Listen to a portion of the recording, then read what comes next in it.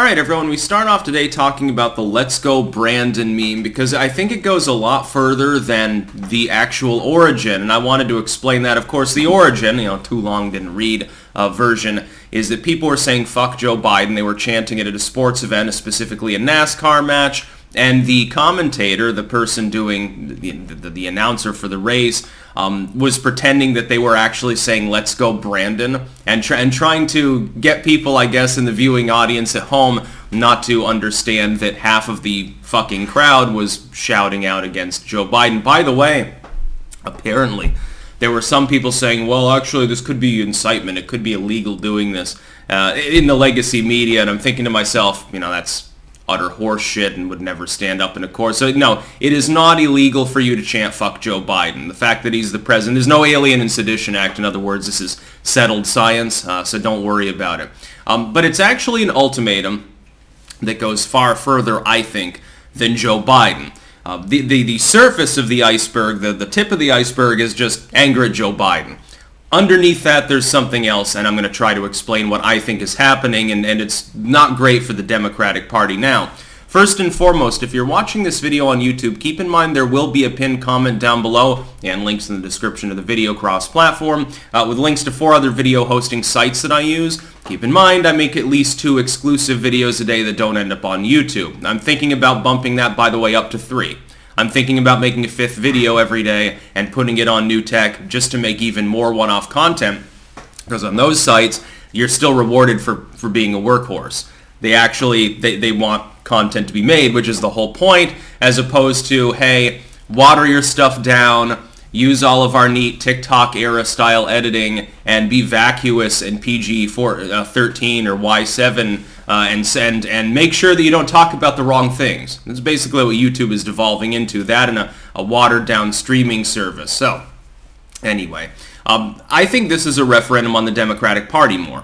Let's Go Brandon is basically an ultimatum. The fuck Joe Biden thing is almost tangential. The ultimatum is basically that the Democratic Party needs to reform itself. If it's not willing or capable of doing that, the American people will boot them out and punish them. Now, here's why I say that. People's frustration at Joe Biden is not simply due to Joe Biden's own mistake-making. Yes, re-regulating a bunch of industries and businesses during an arguable edge of recession situation is a bad idea. Yes, spending enormous amounts of money and wanting to spend even more amounts of money, causing inflation, causing various economic issues when we should be scaling back government significantly, that's a mistake. Yes, the Afghanistan withdrawal was completely botched, although the withdrawal itself needed to happen, and Biden is singularly, as the commander-in-chief, responsible. Whether he's with it or not means nothing. At least in the case of being a steward, being a figurehead, he's going to take the blame or the credit when anything related to the military happens. Now, but it goes further. The Democrats spent literally decades, we're talking, go back to the friggin' 90s and they were doing this. They have spent decades whining and dining leftoids, far leftists, that the core of the party doesn't agree with, that people, mainline Democrats all over the country, can't stand.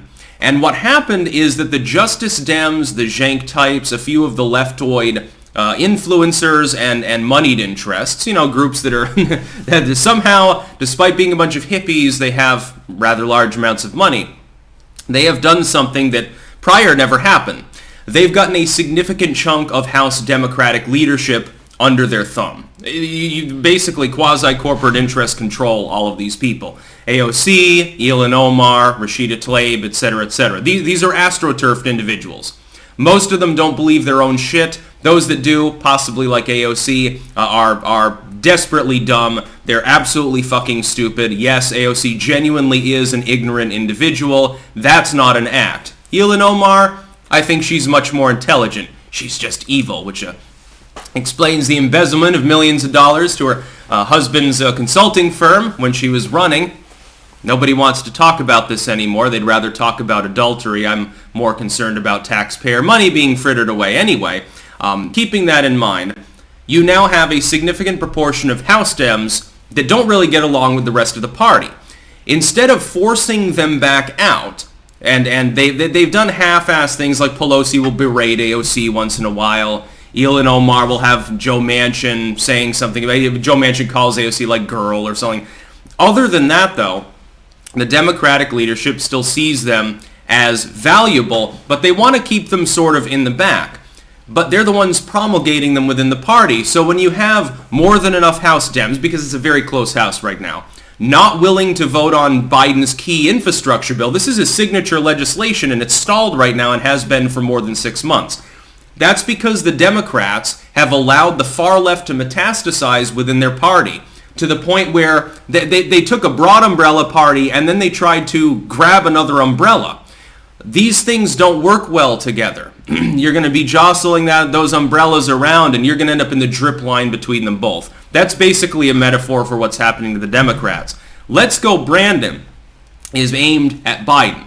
But the frustration at Biden from a lot of people, here's a secret that a lot of conservatives or whatever don't understand. Some of the people that are pissed off at Joe Biden are pissed off because he's not doing enough. He's not doing enough because the party itself is dysfunctional. Biden didn't cause that. The leftoids caused that. And Pelosi and people like Schumer, they caused it because they allowed it to happen. They didn't bother to prop up some of the long-term incumbent quasi like lukewarm liberals in increasingly far left areas like AOC is from, because they didn't feel a threat from all of the leftoids. But they kept supporting leftoids. In fact, they had no problem with people like AOC because they figured that once they came in and they spent time in the marble halls, they would turn into neoliberals and they would play nice. But they're not. And then they are dysfunctional in the sense that the Democrats have been perpetually dysfunctional at this, are such a top-heavy federalist party as opposed to understanding what senators and people who are representatives are actually for, that they're willing to attack like Joe Manchin despite the fact that he represents a conservative state. He's elected by West Virginians. He's not elected by people from California or New York, etc., etc. The Democratic Party is suffering a fundamental schismatic problem that I've talked about now for the better part of a decade. It's not getting better. It's getting worse. People are getting pissed at it. And my hope, I keep hoping this and it never happens because the Democrats are too far gone maybe to understand basic reality. They need to crash and burn, preferably in these midterms so that, they'll maybe become somewhat mature as a party again as opposed to acting like toddlers. They need to crash and burn. The entire leadership needs to be wiped off the face of the earth, and they need to reform, fight off the leftists, get them out of the party and make it clear, no, we're not a socialist movement, or outright embrace it. Outgreen the Greens, declare yourself a social democrat party, tell people, no, we're no longer liberals, we no longer believe in individual agency, limited taxation, a pro-business model, we don't believe in common sense anymore. Bernie Sanders is the new leader of the party. Be honest and lurch far left. At least people have a choice between, an economic depression or the Republicans at that point, or become a liberal party, become a counterbalance, a common sense counterbalance to some of the excesses that do exist within the GOP, and shut up and call it a day and get the Elon Omars and AOCs out and let them become Greens. Because that's ultimately what they represent. They represent a far left model that is incompatible with people like Manchin, people like Sinema. I saw a piece the other day about Sinema. I can't remember, I think it was a New York Times stink piece. They're like, well, Sinema ran as a cultured progressive and now she's lurched way far right. She's an extremist. I'm thinking to myself, not wanting to spend $3.5 trillion on pork barrel projects has nothing to do with progress or progressivism, and opposing it has nothing to do with being right-wing.